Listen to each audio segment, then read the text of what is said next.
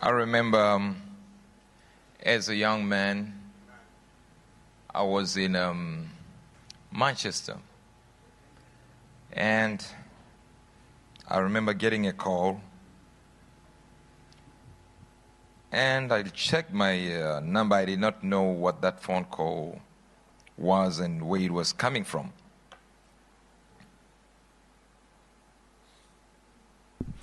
And from there,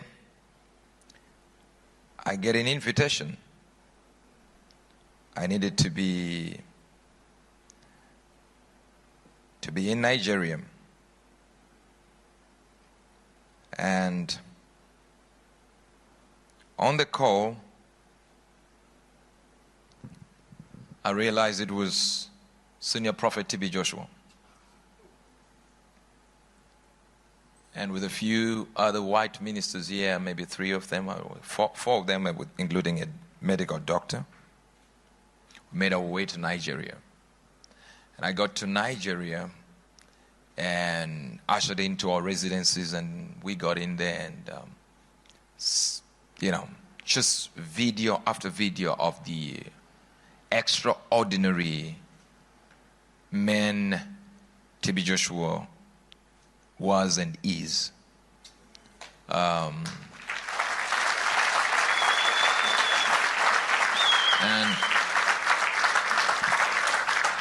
And just being in that location, and I remember I took one lady from Manchester who had liver cancer. She had come to my church, and we were doing like healing services like every month, like once every month. We called it emergency services those days, I believe, Pastor. And it was actually fashioned after T.B. Joshua, because it was just, he had an emergency section. We had an emergency area. There was no time to teach anybody faith in order for them to believe and then get to be healed, which we were supposed to do at that time. But because Prophet T.B. Joshua has a plethora of group of people that come to his ministry to seek help, he then created what is called the emergency section. That means we don't have time to teach you any faith. So when you get into the dormitories and the hostels, you are shown video after video, and you develop your faith from there. And you hear the word of God from those videos. And I remember just sitting there, chairs in the auditorium.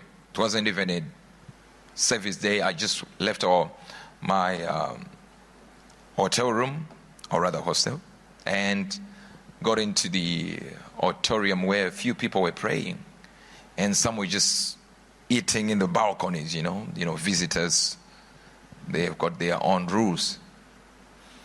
And suddenly, because I had not met him, suddenly I see people spitting in even the food that they were eating. They just out of respect for something. I'm thinking, what happened? And everyone is hiding their drinks, not hiding, just putting them down. And I looked and I see Prophet T.B. Joshua coming. Okay? And when that happened, it was so amazing to see what is really, really taking place. And I found it. This is Prophet T.B. Joshua coming. And then the following day, we had another service where I saw one of the bishops that I would not mention here, with over 500 churches under him. He went there to see the power of God as demonstrated by T.B. Joshua. And he was pushed. T.B. Joshua just put his shadow on the man. We're talking about a huge figure here. And he said, look away. He looked on the other side direction, and he started pulling him with his own shadow. Do you understand what I mean? One of the encounters then, following day, I had an opportunity to meet him. I remember people were coming in and one by one coming in and just talking to him, and then he had a bell that he would ring to alert the ushers that time is up for someone else to come. Are you getting this?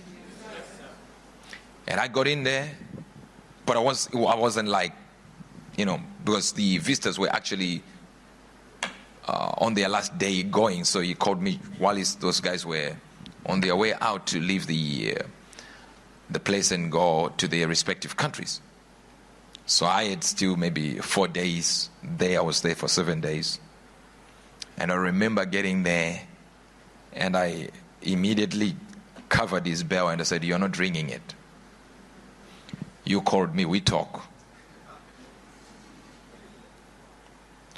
And he just started laughing. Very humble man.